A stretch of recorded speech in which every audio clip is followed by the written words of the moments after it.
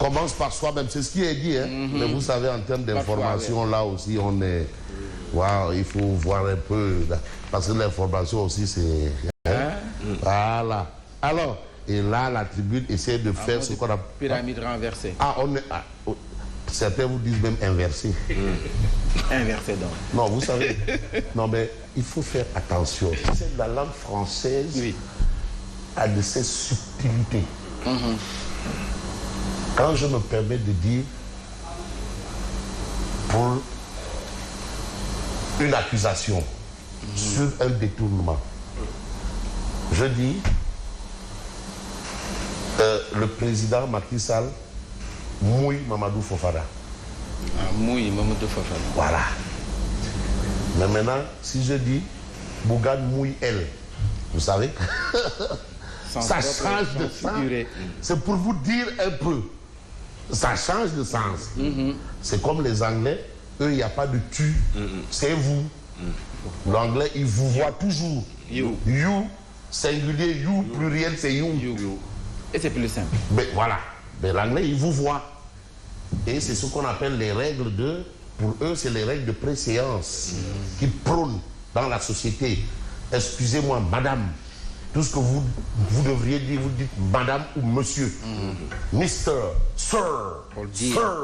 Alors, malheureusement, nous avons une situation quand même qui nous permet de nous poser des questions. Mais qu'est-ce qui se passe? Tribune Quotidien parle d'une histoire de faux billets saisis à Thiès. Encore. Mais Thiès, est-ce que Thiès n'est pas devenu la capitale nationale de faux billets? Parce que ce n'est pas la première fois. Hein? Et même pour des saisies de drogue. La énième fois, qu'est-ce qui se passe à Thiès là? En tout cas. Bon, au cœur d'une grosse mafia à Thiès. Et c'est une exclusivité parce qu'il n'y a que Tribune qui a traité cette actualité. 50 millions de francs CFA en faux billets saisis. Et on rappelle que les économistes nous expliquent souvent que la fausse monnaie chasse la vraie. Et c'est une plaie, une gangrène dans l'économie. Je crois que c'est ce qui nous explique. Manque Djangouba, Haoma Dara, Manque demain Netelidek, 3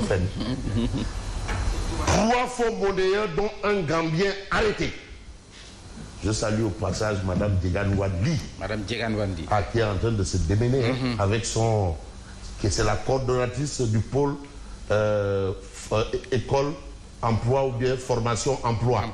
C'est un nouveau concept et en tant que quand même première pensionnaire du lycée Gaston Berger de Saint-Louis, donc elle est à la place, sa place c'est là-bas, réfléchir.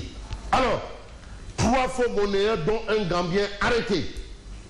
Voilà l'information de Tribune. Mais Tribune parle de toute autre chose. Nous amène à la commune de Djahaï. 300 familles menacées d'expulsion dans un litige foncier. Encore un litige foncier. Et c'est ce que révèle Tribune.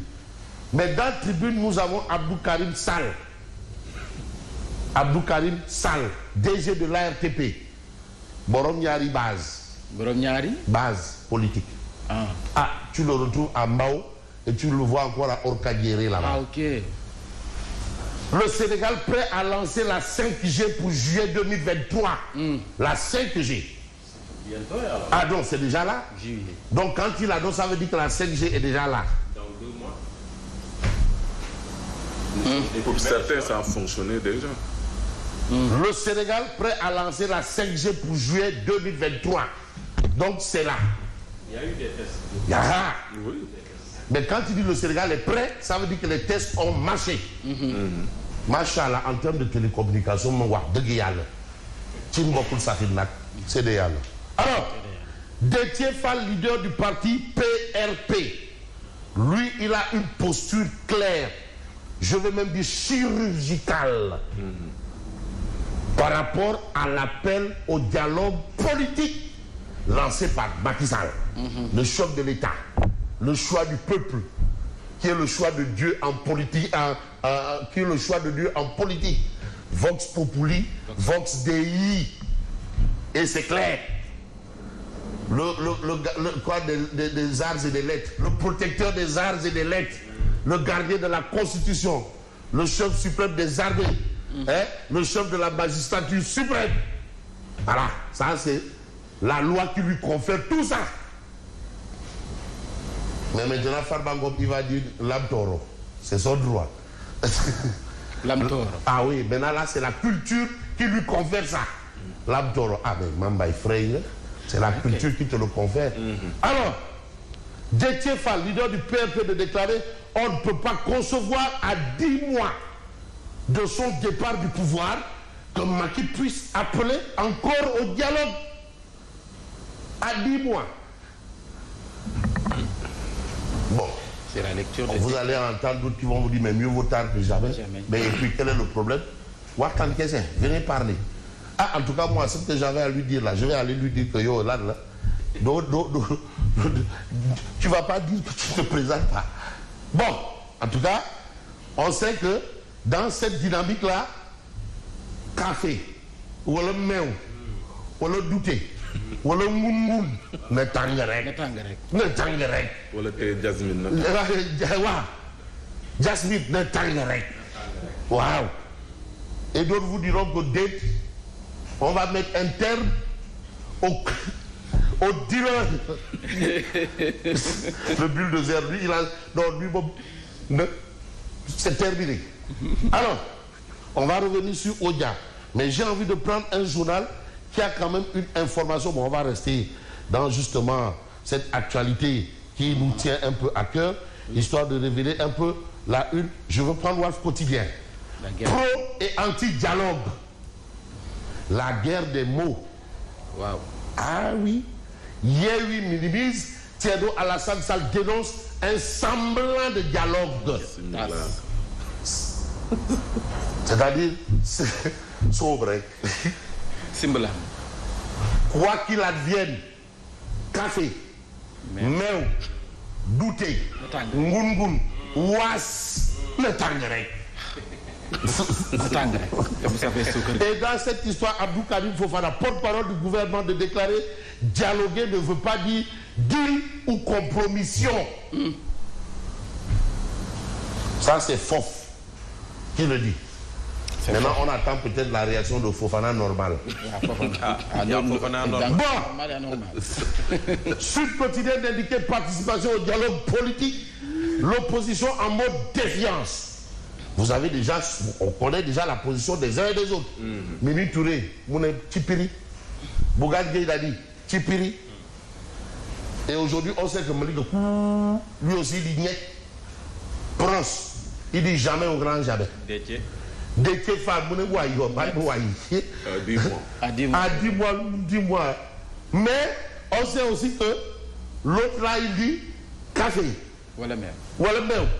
Wala douté, wala was, wala ngungun, wala ginger, wala coow sa xiir, na tàng rek.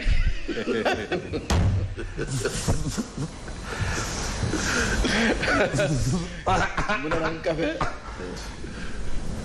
wala meew. wala meew. wala suukar. wala ataaya. café. wala caay.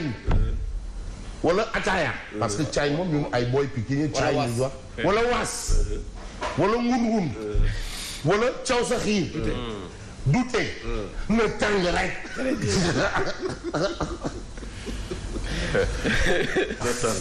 na tàng rek. na ñëw na gaaw am dafa jot na aca moom kay.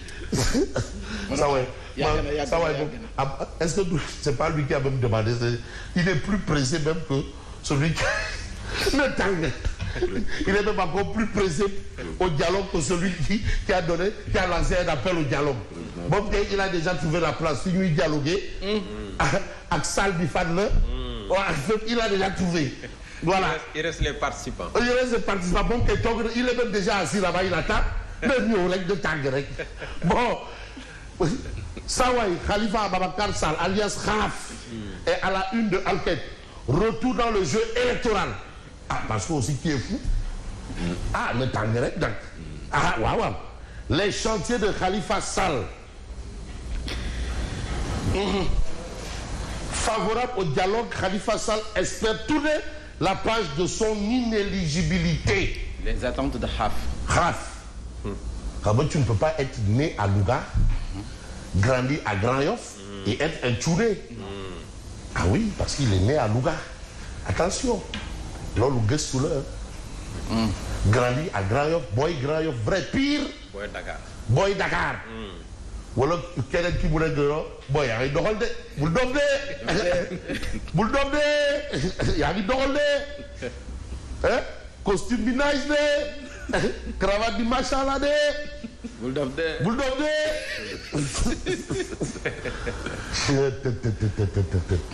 non. Tout ça pour ça. En tout cas café. wala meew. wala dute. ngun.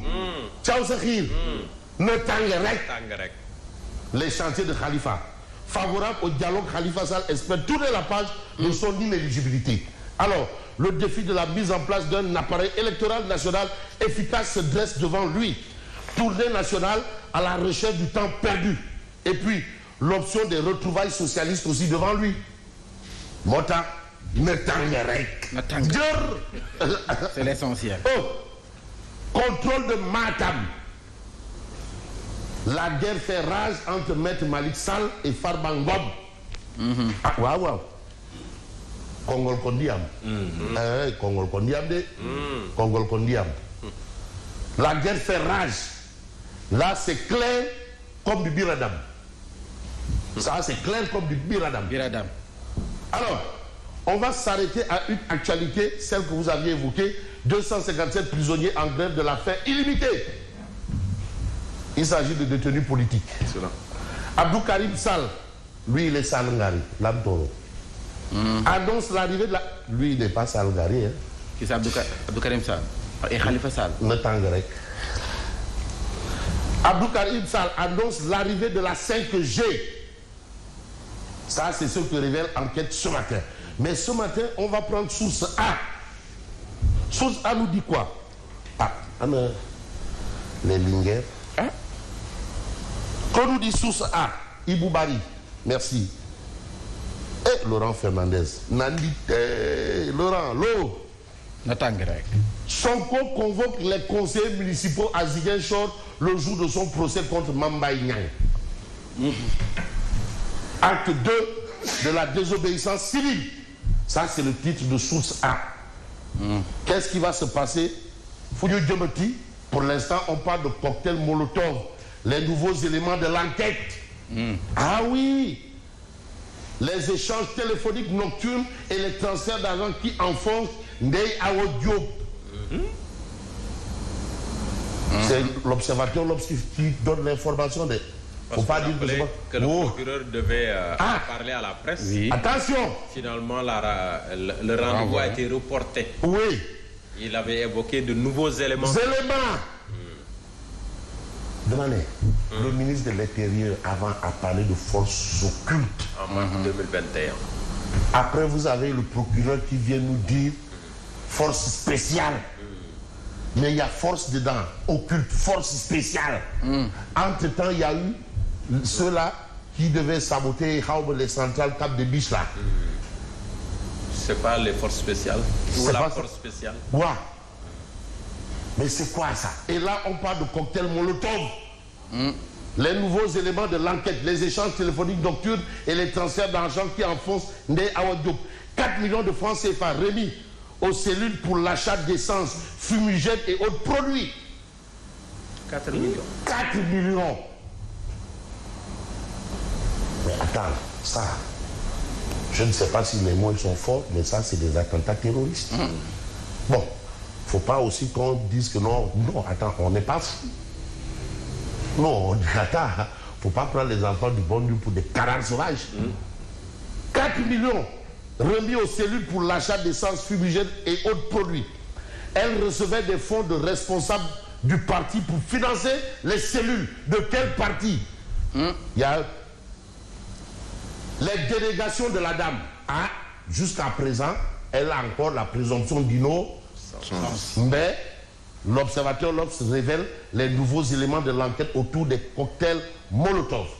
Et on parle de 4 millions remis aux cellules pour l'achat d'essence, de fumigène et autres produits. Ok. Nous attendons le point de presse du procès. Mais Vox Populi parle de la cour d'appel et Mambaïan qui ne verront pas l'ombre de Sonko. Il sera à Ziguinchor où il a convoqué aux mêmes dates et heures une réunion du conseil municipal. Donc on ne verra pas l'ombre de Sonko. Sonko en mode désobéissance civique. Ah, c'est ce qu'a expliqué Source A. Et aujourd'hui, Vox Populi parle de procès du lundi 8 mai 2023. La cour d'appel et Mambaïan ne verront pas l'ombre de Sonko. Des cas de mauvais traitement sur certains détenus à Dakar et Ziguinchor. Bavure des forces de l'ordre. Et c'est peut-être dans l'ordre qu'on va voir le titre de l'As quotidien. Appel au dialogue politique, le pôle des non-alignés. Bon, on va peut-être s'aligner par rapport à ce que nous livre Besby le jour. Démantèlement d'un vaste réseau chinois d'escroquerie via le net. Rocambolesque. Voilà la situation pour vous dire que les forces de défense et de sécurité là ne dorment pas. Il faut vraiment saluer leur travail parce que je vous assure actuellement le travail qu'ils abattent du policier de la circulation au Choi en passant par les fortes têtes, police, gendarmerie, tous ces gens-là, sapeurs-pompiers, le travail qu'ils abattent journalièrement, voilà, ils méritent augmentation de salaire chaque année. Ces gens-là, chaque année, l'armée, la gendarmerie, la police, garde pénitentiaire, parce que c'est pas donné, c'est pas facile. C'est des sacerdoces, c'est dur. Et tout ça, c'est pour assurer notre sommeil. Pour que nous puissions aller et venir en toute quiétude. Parfois, quand ils sont maltraités, là, j'ai envie de voir les droits de l'homme aussi dire non, à laisser les forces de sécurité aussi. C'est comme si eux, ils n'ont pas de droits. Bon. Et pourtant, c'est des gens qui nous rappellent tous les jours nos devoirs et qui respectent nos droits. Alors, je veux prendre Libération, une histoire d'amour à l'origine d'une fuite des épreuves. Scandale à l'université Alioune Diop de Bambey. Les faits qui impliquent un agent de l'administration ont eu lieu à l'UFR Économie, Management et Ingénierie Juridique. Pour prouver son amour à l'étudiante F. Ndiaye qu'il avait rejeté, Aka lui a offert les épreuves avant les examens. Très bien. Ananer.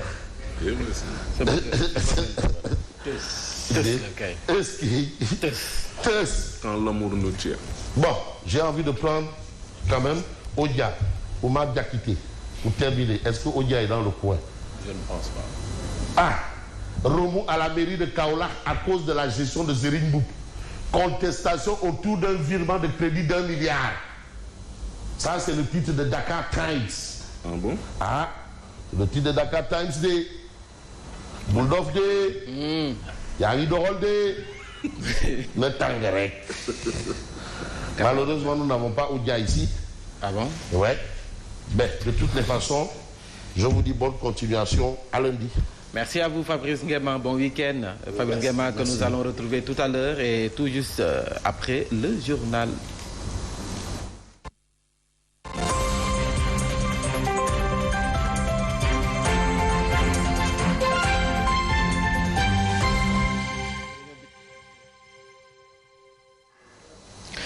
Voilà, c'est parti pour ce rendez-vous d'information que nous démarrons. Comme annoncé dans les titres, le lycée Pikine Est de Guédiawaye, dont la banlieue de Dakar, sera rebaptisé ce matin. La cérémonie est prévue dans l'enceinte de l'établissement en présence des autorités administratives, académiques et religieuses de la zone. L'établissement va désormais s'appeler Mame Abdoul Aziz Sy Dabakh, du nom de